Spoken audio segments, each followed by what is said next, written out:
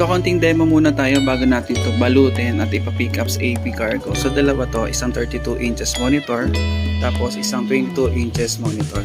So ang setup nga pala nito is dalawang coin slot at dalawang timer. So magkahiwalay ng coin slot si player 1 at si player 2. Okay, so ang setup nito is hindi makakontrol hanggat 0 yung oras. Hindi makakontrol yung cambio, tsaka yung mga button, hindi gagalaw hanggat walang oras. Okay, so ganun din sa player 2. So, ngayon, subukan natin hulugan ng piso. Tapos magkaka-oras to, then makakontrol na natin to. Hulugan natin.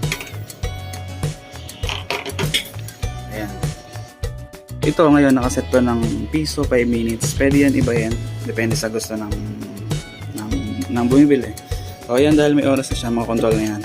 So, up, down, left, right, A, B, C, D, E, F. Okay? So, ganun din sa player 2. Pag gusto niya mag-join ng games, so, kailangan na din maghulog ng piso. So, kagandahan dito, mas mabilis yung ROI o yung balik ng investment, yung return of investment pag separate ng coin slot.